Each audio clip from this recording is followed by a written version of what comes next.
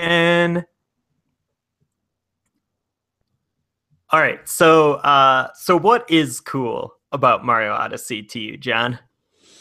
Well, the each world has been really fun to explore in terms of like new environments that feel different from previous Mario games. I'm definitely excited about that. Like, I think they're gorgeous, but they're also just. I mean, I guess that desert level is more of your standard, like kind of like cartoony kind of Mushroom Kingdom type sort of level. It feels like, but the other ones have been really different from other Mario worlds, I think, in terms of like design and look and stuff. I have not made it to the city yet, which is funny because I kind of thought I would start there, but Yeah, I don't know if you've gotten there yet or not. But I haven't gotten there. yeah, Um, and it's actually interesting because I can't remember if it's World Four or five, the fourth kingdom that you would go to, but you have a branching path and you have to choose which way you want to go. yeah, So it's possible we went in different directions. I'm not sure. Um, but yeah, it's kind of like a lot of these environments are sort of more in a photorealistic kind of style than you're used to in a Mario game, which has been it's been pretty cool. So that's been great. Uh, I'm actually enjoying using Cappy a lot more than I thought I would. hmm Um, it felt a little bit like Mario Sunshine type thing where it's like, hey, you have a 3D Mario platformer, but we have to add in this device for you to use or something, which to me is like on paper is not like the pure Mario platforming thing hmm experience, but it's actually been great. I think it works really well, and it does feel like to me like a pure Mario platforming type thing, more so than probably like using a jetpack or like a water, pack constantly in Super Mario Sunshine. yeah. What has really impressed me so far about using Cappy, because I was also kind of like, does this game really need that Yeah. type thing? But two things I've really enjoyed about Cappy. One is it actually makes combat in a 3D Mario game like doable. It I feel like way more in control and like able to, do combat. I always feel like with Mario 64, like the punches and kicks I never really used because it just kind of felt a little bit off and never felt super great. And Mm-hmm. I always was like, I'm probably going to like whiff and then the enemy's going to hit me, type thing. Uh, and then in like Sunshine, I always found Flood to be kind of cumbersome and not great feeling. But here, like with Cappy, like when you're just flinging the hat to not capture, but just to like knock like Goombas out of your way and stuff, it feels like really good, and I feel like I have a lot of like agency and control And there. yeah, and you can do a lot of different things with the same motions and control. Like it, like if I want to like clear away poisonous paint or poisonous like Yeah, stuff, or I want to hit an enemy, or I want to take control of an enemy, or I want to grab coins or whatever. It's all the same, motion and button press and like the same. It doesn't, you don't have to like learn a new way of playing or like stop and take yeah, out a different tool or something. It's like it's one kind of tool and, gameplay mechanic that can accomplish a lot of different tasks. And I like that in terms of like the purity of the gameplay and the gameplay experience. It's like, do the same thing, accomplish lots of different things. yeah, for sure. And then on the capture side of it, like it's pretty brilliant. Mm-hmm. Now that I've really been experiencing it. Yeah, because I Um, was skeptical about that too. I was like, do I really want to be like taking over control of like other things in a Mario game, or do I want to run and jump and platform? yeah, But it's been fun. yeah, and I feel like there are a handful of the transformations that you make that I feel like could probably be like their own like eShop title on their own. Like it's kind of like the Captain Toad thing where like the mechanics in this like mini section of the game are so good and so unique and so interesting that it could probably be its own like budget priced release. And there's been a few transformations and sections where I've kind of felt that way. Yeah. Um, Well, yes, and I think that the using the cap to take control of different objects and characters and stuff in the game, it's a good example on a smaller level of what the game does overall on a larger level, which is just constantly surprise you with different scenarios, different experiences, different gameplay, I guess like modes. It just keeps things constantly fresh, and it's like the game just feels like I was talking about before. There's like this certain moons that it pushes you towards or nudges you towards, and there's the opening portion of each kingdom that you go to, which is kind of going to be the same for most people. But then after that, it just feels like, where do I go? What do I do? Because there's a million different things. Not where do I go like I'm confused. Where do I go like I have so many options and there's so many mhm. different things I can experience. And that's, you can see that in the way you can throw a cap at 5 different things and have 5 different types of gameplay experiences. But it always works really well because, I could see again on paper, like, oh, okay, they're going to try to shove like a million different, like, at one point it's a shooter, at one point it's a platformer, at one point it's a racing Yeah. thing, like, oh, they're all going to be mediocre. But obviously, unsurprisingly with the Mario game, they're actually all brilliant, and they all feel kind of like I was saying with the cap, like it just feels like something natural, an extension of what you would be doing, no matter if you're using the cap for 5 different things. It just feels right. And that's how Mhm. these, like, taking over, I forget, we're not supposed to say possessing. What are we supposed to say? Like inhabiting? I don't know what it is, but Yeah. basically, whenever you choose to participate in a demonic ritual, and After you perform the seance with the X button. it just feels really good. It always does, and it Yeah. just it's like uh, I'm always looking forward to being surprised by stuff as I'm playing so far. Yeah. Yeah. It does a really nice job of taking over like the the power up side of Mario games. I think it's kind of like a choose your own power up almost. Mm-hmm. And some of them are like limited time. Some of them you can inhabit for however until you get like hit by an enemy, and it can just totally change your experience on a stage. Um, and I think in particular, like some of the like flying um power ups can those can just, I mean, just like in Mario 3 or Mario 64, like if you can fly, you can do things in a totally different way. Um, and I think I mean, there's so much to kind of explore and to try.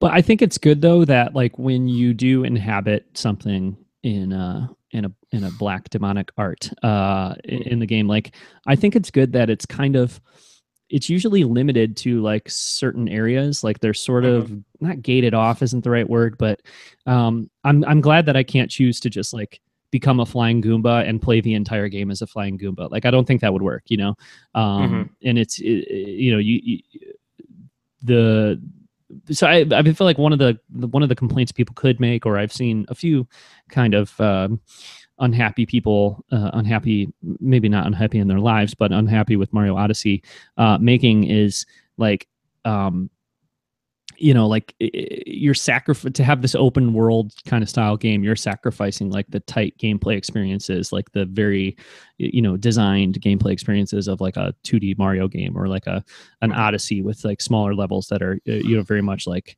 directed. Mm-hmm. And people make that complaint about Breath of the Wild, and I've seen it a Mm-hmm. little bit about Odyssey, like it's not directed.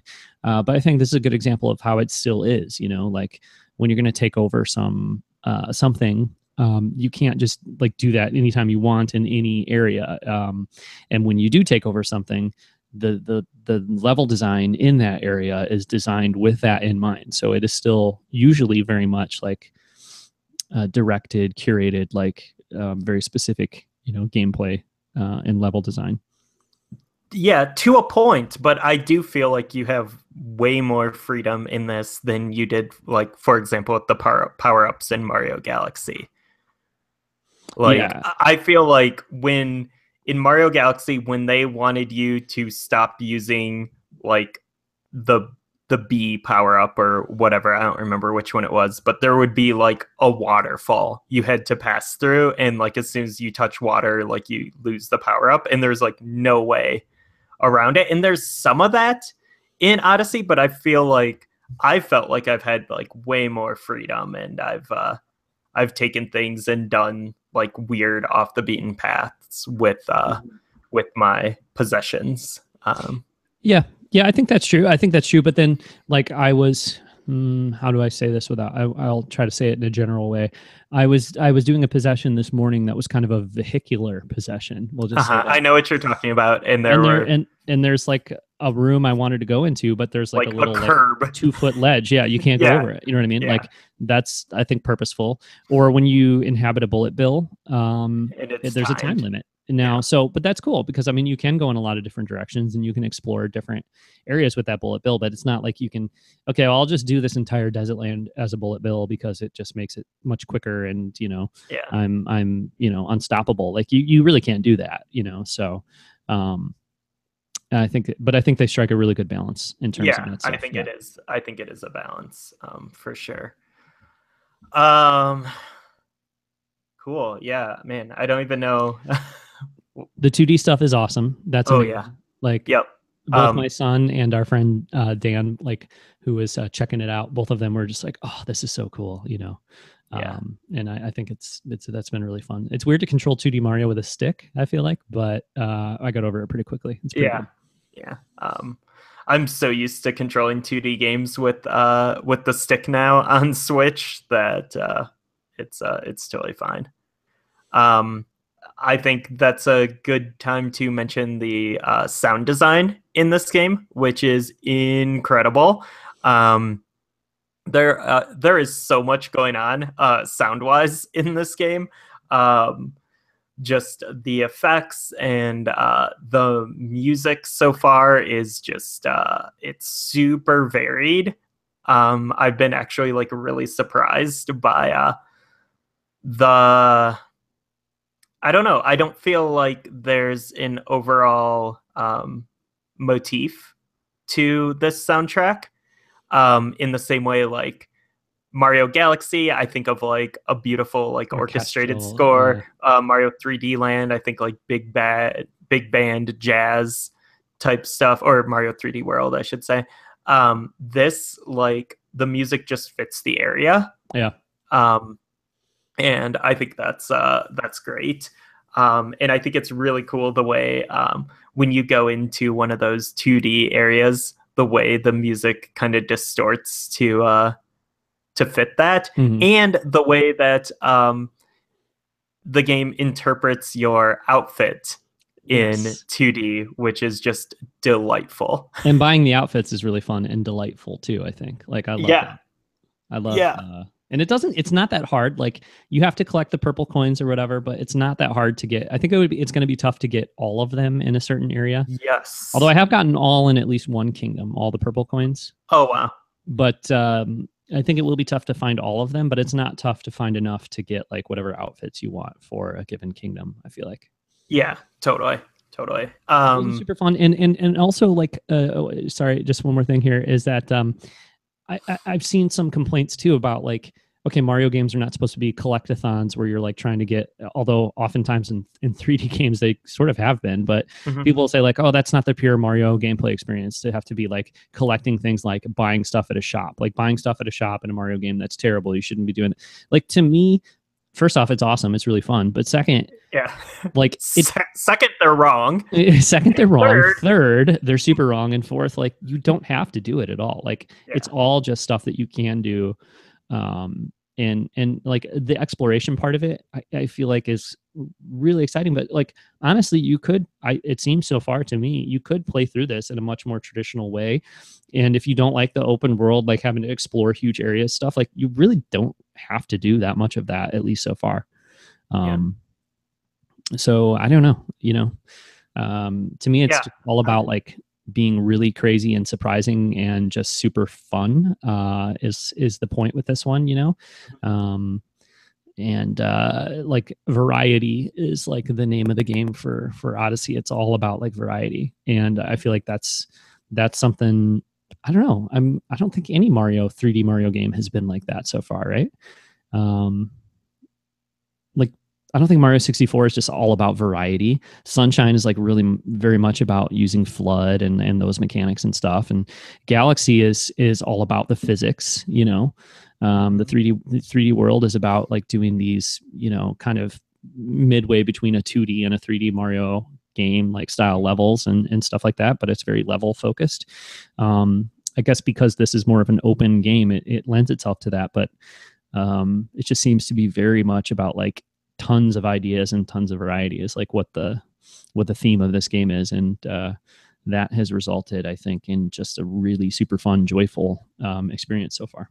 Yeah, I texted you and Kevin this last night as I was just swirling in Mario Odyssey thoughts, but to me this feels like Mario Odyssey feels like the true sequel to Mario 64.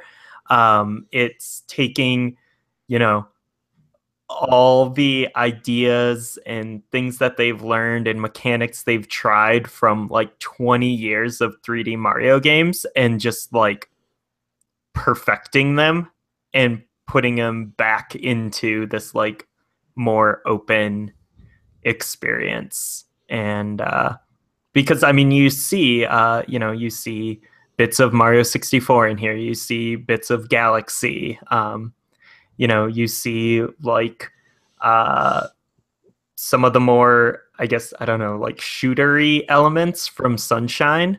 I feel like it's just all of those ideas that they've tried, and most have been successful in their own way, but it's taking all of that and all of those different voices and putting it into like one thing. And like this feels like the 3D Mario platformer, like it totally evolved. Yeah, the true sequel to 64 in the sense that, like, from an ideology perspective, it is an evolution of that. And, 64 was a really inventive and really groundbreaking game. So, to be like a true successor to 64, it couldn't just be like in the style of 64. I don't think this game Mhm. is just in the style of Mario No. 64. It's most similar to Mario 64, but it's absolutely like an evolution of those ideas. And what do those ideas look like 20 years later, and how can we push them out? Because it's much more open, and just the fact that it's not level based in the same like jump into the painting, choose one of 6 objectives or 7 objectives or whatever. Mhm. You can see that, but like you said, you can see that in your gameplay experience, because like you grab a moon and then it'll like sort of start you on the next moon, or at least it can.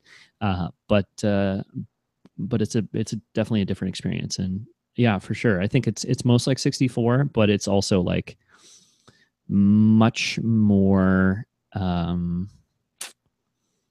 don't know. I don't want to say it's more creative, because 64 is amazing. I don't want to say it's more, ambitious, because 64 created 3D platforming, but it's definitely pushing those ideas further 20 years later, as you would obviously hope and expect it would do. Yeah, yeah. Other things. Going back to the coin thing. Uh, I am loving the fact that coins actually have value. Like I Mm-hmm. love coins being currency. Like which is ridiculous that they like haven't really been in the past, like outside of like the Mario RPGs and stuff. Yeah. Um, I mean, they kind of did a little thing with it with New Super Mario Brothers 2. Um, What do you but spend them on though? Because like I know like you go to a shop and there's the yellow side and the purple side, and you can like yeah, buy stuff in either one. But like so far, I haven't really investigated using the coins to buy stuff, because I'm just like, well, the costumes I want to get and stuff are in the purple store. So like, what are you buying with the gold coins? well, every time you go to a new kingdom, you can spend 100 coins to get a power moon. Oh, okay. Yeah, so I that's the should have first done thing I that. buy. Yeah, Okay, yeah, good well, call. yeah, go back and do that. So now Um, instead of at 80, I'm at 85 now. Okay, cool. yeah. Um, and then there will be other costumes that pop up in there. I'm Oh, not okay. sure how, if those are just triggered by kingdoms or if those show up in the shops after you do more things, but you'll be able to buy them. I'll if I don't have it, like I'll buy the extra heart that will double your life meter. I'll grab that usually. And then obviously the purple coins, like you're guaranteed a new costume. And then there's also like buying the stickers for the Odyssey, and cool dinosaurs to put in the interiors and stuff like that. Okay, yeah, I haven't bought any stickers or objects or anything yet because I was like kind of thinking like, what do I do with these even? But Yeah, yeah, you put them in the Odyssey. Okay, cool, and they look cool.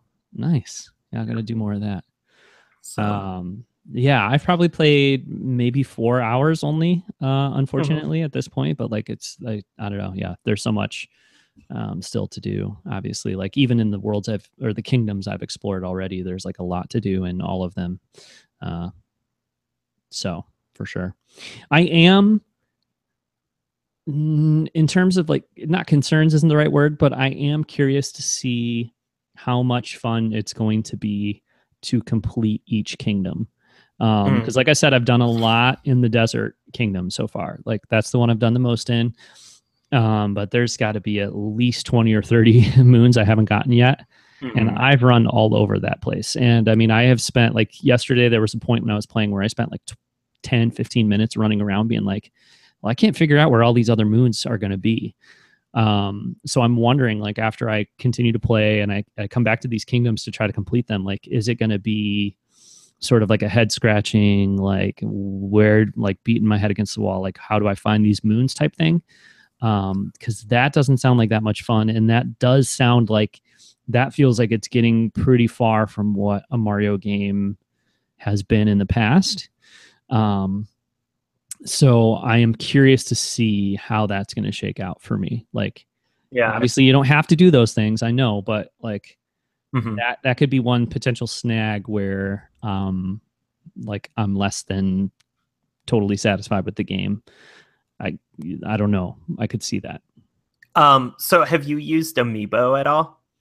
I haven't used Amiibo. No. Okay. So what happens when you use Amiibo is interesting. So if you use the wedding set, you get the outfits, which are cool. I scanned all those in. Um, Have and you so played as Mario in a wedding dress? oh yes, of Oh, course. yes. Of course.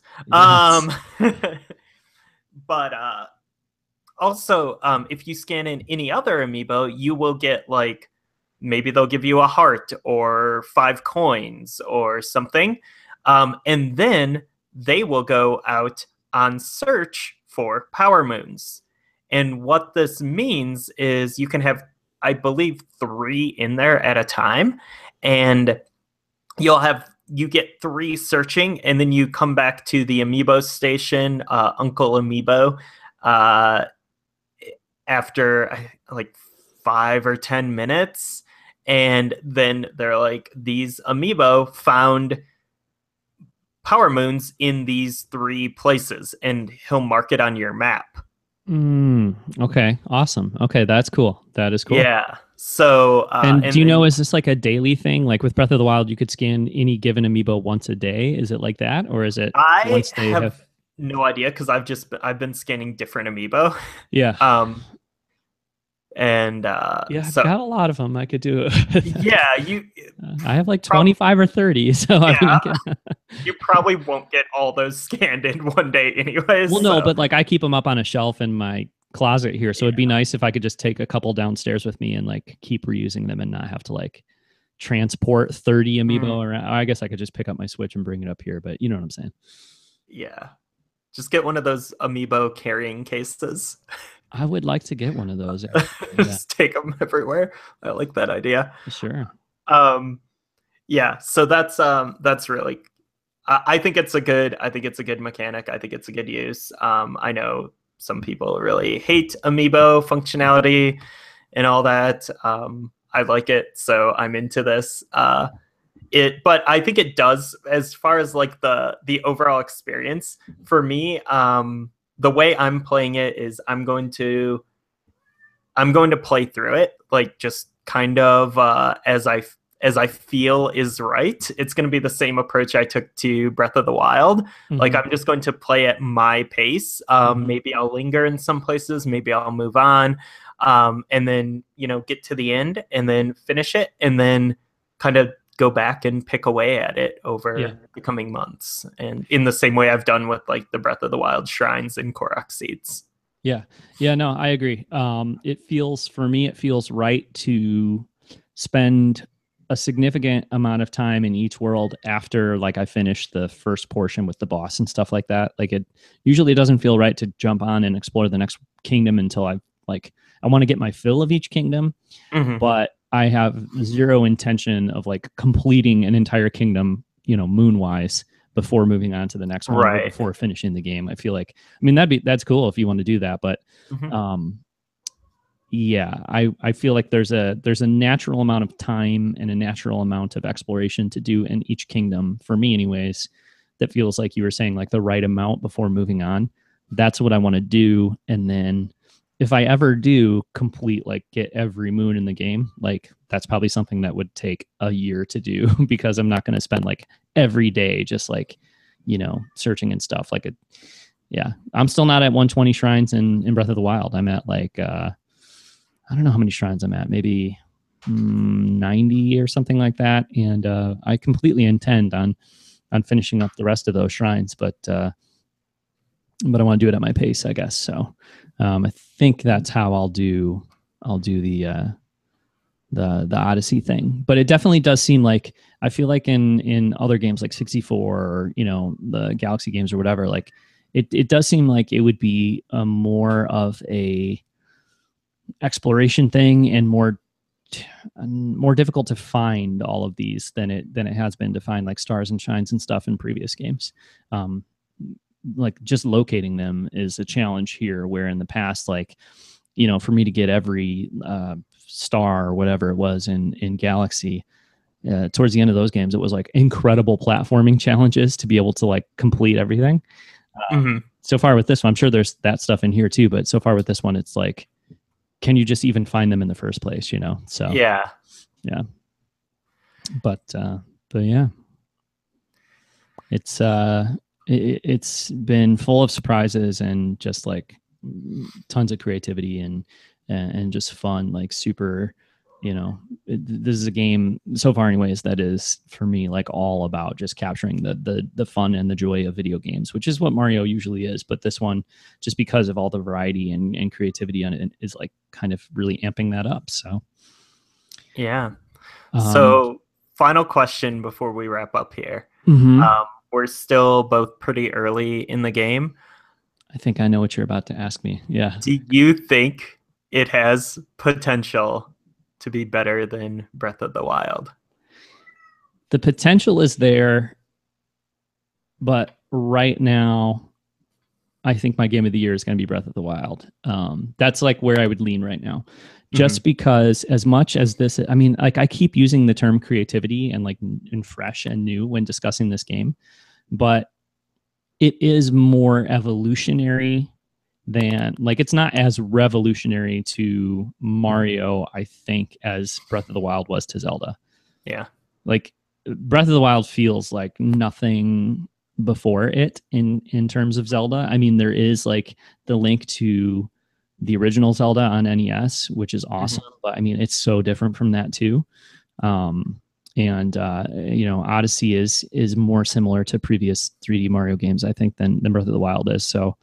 Um, so I don't know. Yeah, right now I think I would give the slight edge to Breath of the Wild, but we'll have to see. Where are you at with that? I'm still leaning Breath of the Wild right now, but I do feel like there's a kitten right in my face right now. Mm-hmm. Some kitten butt on the camera. Um, I'm I agree with you on Breath of the Wild, but also like I don't know if Mario Odyssey keeps up at the pace it is. Just perfecting like the best video games ever made. I don't know. I don't know. Oh, plus, I feel like with 3D World and 3D Land, there was a little bit of an element of they actually just get better as the game goes on, and like the second half of the game is like, oh man, like even better than the first. You know what I mean? And so if that's how Odyssey is, then it could be a tough call to make. I don't know. Yeah, that's gonna be a real Sophie's choice. This when we do our Game of the Year episode. Yeah, it's gonna be a brawl, I think. And I think the Game of the Year episode is going to be more fun this year than it has been probably since we started Nintendo Fun Club, because we've had some lean years in the history of this podcast, and this year is anything but. So yeah, for sure. All right, so let's go ahead and wrap up there. If you want to check out our blog posts, podcasts, videos, whatever, go to nintendofunclubpodcast.com. You can find me on Twitter at Brawndwarf, BRAWNDWARF. And what about you, John? I'm on Twitter at Arcade Ghost. Cool. So yeah, enjoy Mario Odyssey, everyone, and we will catch you next time. Goodbye. Bye.